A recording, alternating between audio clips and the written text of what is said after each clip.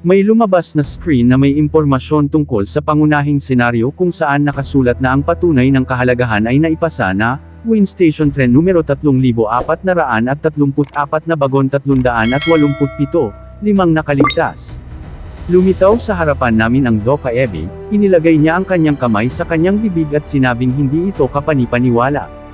May dilaw na aura sa paligid niya at pagkatapos ay idinagdag niya kung ano ang nangyari rito.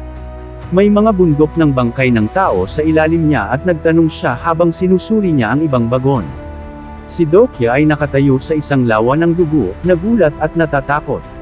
May ibang tao na nakatayo sa likuran niya at pagkatapos ay may lumabas na mensahe ng sistema sa harapan niya na nagsasabing ang pangunahing senaryo isa, patunay ng kahalagahan ay natapos na, Puin Station Tren 3,434 na bagon 3,807, 5 tao ang nakaligtas.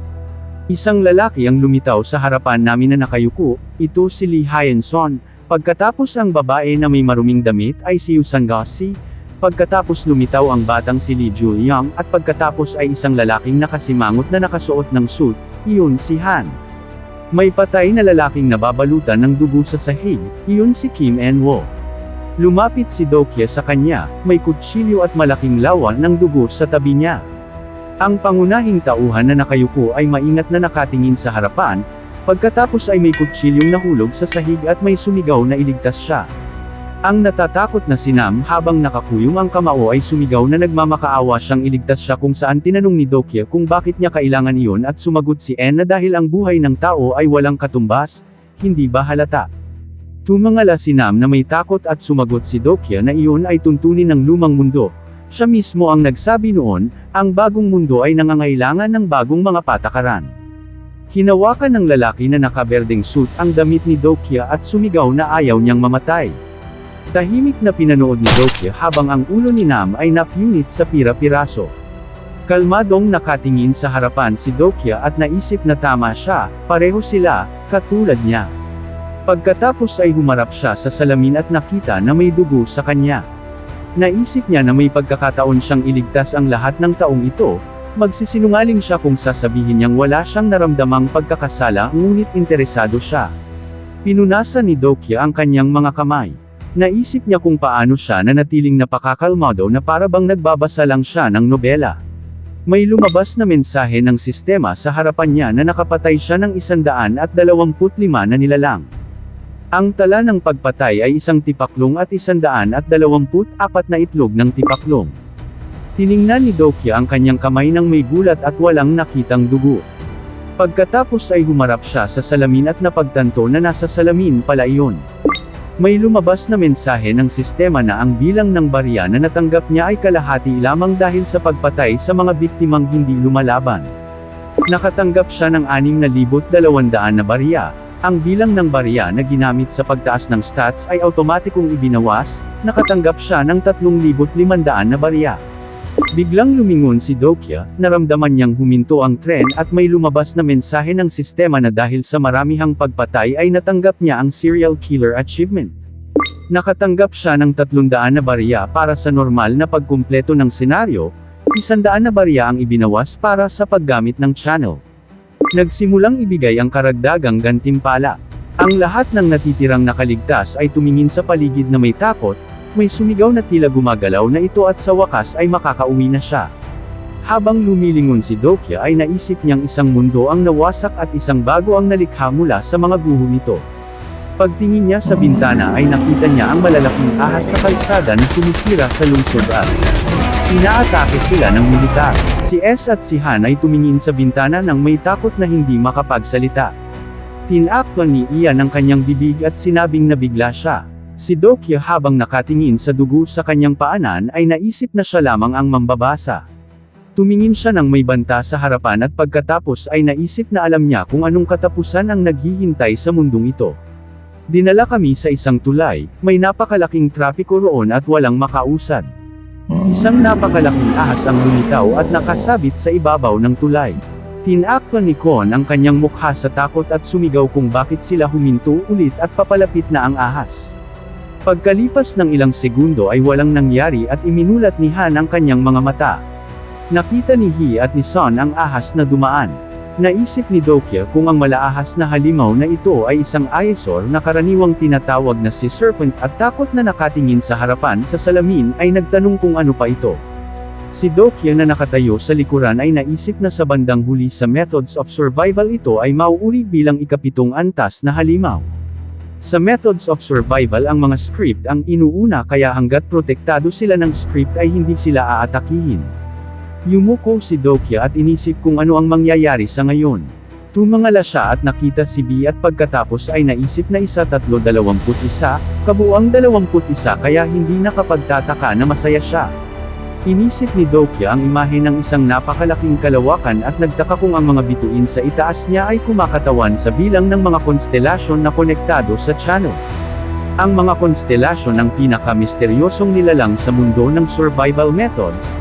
Sila ang pinagmumula ng lahat ng sakuna, pinapanood sila mula sa malalayong nebula.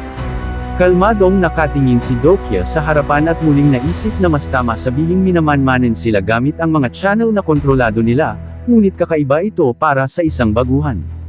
Para sa kanya bumaba si Dokya sa patay na lalaki at naisip na kung nangyari ayon sa methods of survival si Kim naman sana ay napatay ang karamihan sa bagon at nakaligtas. Pagkatapos ay may lumabas na mensahe ng sistema na dahil sa lalim ng karakter dalawang konstelasyon ang nagpapakita ng galit kay Dokya. Tumingin si Dokya sa gilid na may gulat habang binabasa ang mensahe at naisip na maaaring may nagagalit na konstelasyon at tila dahil pinatay niya si Kim En-woo. Bumaba si Dokya sa bangkay at kinuha ang kutsilyo. Habang pinupulot niya ang kutsilyo ay naisip niya ngayong nagsisimula ng lumitaw ang kagustuhan ng konstelasyon, ibig sabihin ay magsisimula na ang kwento ng seryoso at ito ay nakakatawa. Naalala niya nang nakaupo siya sa tren at naisip na kahapon lang siya ang nanunood sa kanila ngunit ngayon ay nagbago na ang posisyon. Lumingon si Dokya at may ilang mensahe ng sistema na lumabas na may ilang konstelasyon ang humanga sa kanyang script. Ang mga konstelasyon ay nag-sponsor sa kanya ng 500 na barya. Naisip niya na kung may konstelasyong galit sa kanya mayroon ding may gusto sa kanya. Si Dokya na nakadilat ang mga mata at nakayuko ay naisip na kahit gaano pa sila manood sa huli ay magbabayad sila ng kanilang buhay. Biglang may tumawag sa kanya at nagtanong kung ayos lang siya. Lumingon si Dokya na nagulat, lumitaw si Yusan Gasi sa harapan niya na iniabot ang kamay. Tumayo siya pagkatapos ay humingi ng paumanhin at sinabing hindi niya siya nailigtas. Si Yusan Gasi habang nag-aalala ay nagtanong kung ano ang pakiramdam niya. Tumingin siya na naguguluhan at sumagot si S na hindi mahalaga, gusto pa rin niya siya. Sinabi ng babaeng nasa harapan ng pangunahing tauhan na ang kulungan ng insekto na itinapon niya sa direksyon niya ay naalala niya kung paano niya nakita ang isang malaking tutubi. Si Dokya na nakatayo sa harapan niya ay sumagot na aksidente iyon, humakbang siya at idinagdag na kaya hindi na iyon mauulit.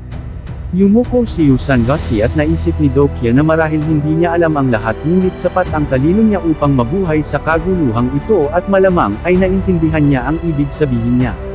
Si Ihan na nakangiting malapad ay sumigaw na napakaganda nito, napatunayan nila ang kanilang kahalagahan. Naisip ni Dokya na ang kanyang kilos ay hindi lamang nagligtas kundi nakapatay rin, kahit sino pa ang mabuhay wala siyang karapatang tumanggap ng ganitong pasasalamat. Tumingin ang lahat kay Bayan na malungkot. Sinabi ni B na nagpapasalamat siya sa konstelasyon para sa sponsorship, ang kanyang channel ay may nakakagulat na bilang na 21. Naisip ni Dokya na ang 5 nakaligtas ay higit sa inaasahan niya. Inaasahan niyang makikita si Lee Hyun-suk dahil may magandang pangangatawan ito. Lumingon si Dokya kay Hil at naisip na ito marahil ay bata. Naalala niya nang iniabot niya ang kamay sa kanya. Nakayuko ang bata sa harapan niya. Naalala ni Dokya ang simula ng lahat, inilagay niya ang kamay sa balikat ni Hil at tinawag siya. Lumingon si Hil na nagulat at tinanong ni Dokya kung gusto niyang mabuhay. Naisip niyang hindi ito hanggal na simpatya, kung sasabihin niya sa salita magiging pagkukunwari iyon. Sinabi ni Dokya sa batang lalaki na dapat silang magkasama. Pagharap niya sa mga kasama ay may lumabas na mensahe na may ilang konstelasyon ang naantig sa kanyang kabaitan. Ang konstelasyon ay nag-sponsor sa kanya ng 200 na barya. Naisip niyang wala siyang pakialam kung iniisip nilang kasuklam-suklam ito, gusto rin niyang mabuhay sa mundong ito. Lumapit si Hil kay Dokya at niyakap ang kamay niya. Ang pangunahing tauhan ay tumingin pababa na nagulat at naisip na sa mga mangyayari sa hinaharap kailangan niyang makuha ang atensyon ng konstelasyon. Inilagay ni Dokya ang kamay sa ulo ni Hill at hinaplos ito. Sinabi ni Beaton na maraming kakaibang bagay ang nangyari ngayon, pati ang lalaki sa kabilang tabi ay naging psycho. Tumingin si KH kay Ban at nagtanong na nanginginig kung palalayain na ba sila. Si Han na nakakunot ang noo ay tumingin sa harapan. Naisip ni Dokya na sa wakas ang manager na si Han ay tunay na maswerte. Si Kon na nakatingin sa harapan ay sumigaw na galit kung hindi ba nila napasa ang kondisyon. Nagtaka si Dokya kung bakit uuwi sa subway ang mayamang Kon. Isang napakalaking ahas na nakabuka ang bibig ang lumitaw mula sa tubig at umungan. Si KH ay agad na natakot, nakanganga at hindi makagalaw. Sinabi ni Beaton na sa anumang kaso ay humanga siya. Ang malaking ahas ay hindi malayo sa tren, habang kumakaway ang mga braso niya sinabi niyang wala siyang espesyal na inaasahan sa bagon na ito ngunit maraming nakapasa sa unang senaryo at napatunayan na kahit ang mga Beetle ay karapat-dapat mabuhay. Naisip ni Dokya na totoo ito at sa kanilang mga mata para silang tipaklong. Lumapit si Dokaebi na nakangiti at sumigaw na hindi ba sila dapat gantimpalaan. Bilang gantimpala sa unang senaryo sila ay may karapatang makatanggap ng sponsorship ng Constellation, nakakatuwa hindi ba? Tumingin si BM kay S at nagtanong kung bakit malungkot ang lahat, ito ay kamangha-manghang gantimpala. Yumuko si Dokya at naisip na inaasahan na ang reaksyong ito, maliban sa kanya walang nakakaalam tungkol sa Constellation o sponsorship. Ipinagpatuloy ni Dokaebi na ipapaliwanag niya ang lahat, sa ngayon sila ay napakahina. Sinabi ni Ihan na kung sasali sila sa susunod na senaryo sa ganitong kalagayan mamamatay sila agad kahit sa mahinang daga ng mundo, ngunit may dakila at mahabaging nilalang na gustong mag-sponsor sa kanila. Tinanong ni Hen kung sino ang sponsor. Sumagot si Dokaebi na mas mabuting makita nila mismo kaysa marinig ng paulit-ulit. Pagkatapos ay pamitit si Dokaebi at may mga mensahe ng sistema na lumitaw sa harapan ng lahat. Kung nagustuhan mo ang mga video na ito ka-T-Recap, don't forget to leave a like and subscribe, at i-hit mo na rin ang notification bell para updated ka sa mga bago pa natin mga video. Salamat at maasim na araw!